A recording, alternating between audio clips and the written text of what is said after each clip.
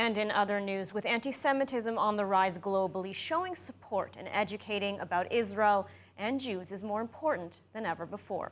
Joining me now with more is Daniel Flesch, founder of the Israel Educator, a visiting fellow at the Heritage Foundation and a former senior advisor to Israel's mission at the United Nations. Daniel, thank you for joining us. Pleasure to be here. Thank you. So you've been on speaking tours and you've been educating people, both Jews and non-Jews alike, about Zionism and about Israel since October 7th and even before. What have you found to be behind this rise in anti-Semitism in the West that we're seeing today? I mean, is it simply ignorance? And has this experience at all changed for you since October 7th? Well, certainly part of it, I'd say, is ignorance. There's a lot to know when it comes to Israel, the history of the country, the history of the Jewish people and the region. But by and large, it's not a reason for why many people on college campuses and in city streets across the country are waving Hamas flags, waving flags of Popular Front for the Liberation of Palestine and other anti-US, anti-Israel terror organizations.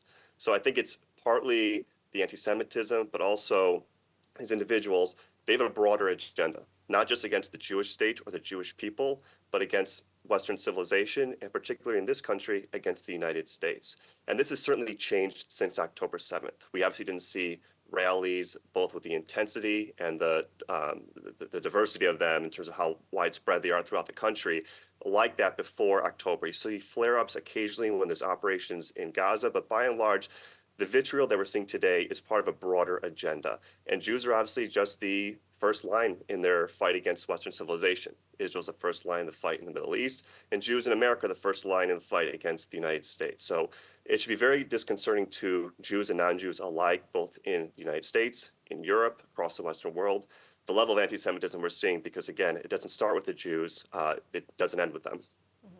So the age-old phenomenon that's just taking on a new form today. You know, education, many people say that education is the key to combating anti-Semitism, to combating hate.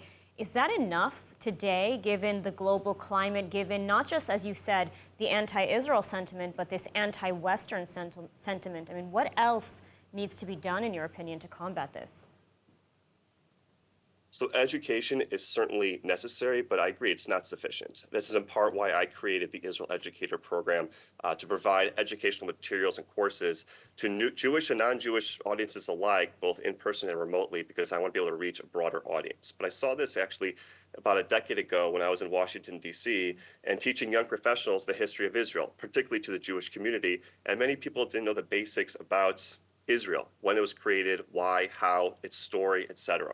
And so we need to not only educate our own Jewish communities, but also non-Jews who are realizing the threats that, again, part of our conversation, the threats that these anti-Zionist, anti-Israel, anti-Jewish forces pose to the United States.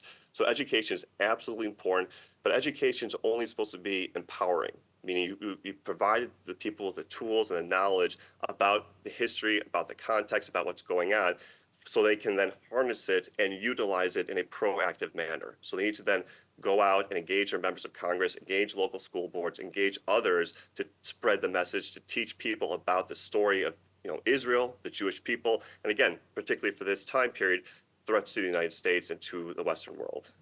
And on September 18th, you'll be participating in a nationally televised Israel Appreciation Day event. You know, can you tell us a little bit about this event and why it was important for you to take part?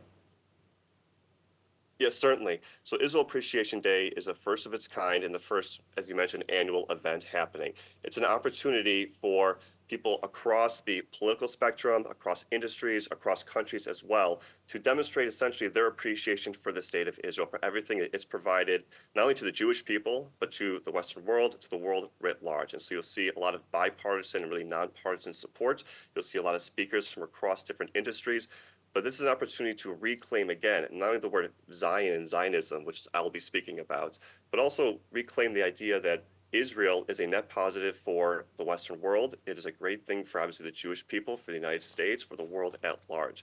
And so this is really an opportunity, again, without different borders of political disagreements or anything of that nature, to come together to reclaim the narrative and the context and the story of Israel and the Jewish people.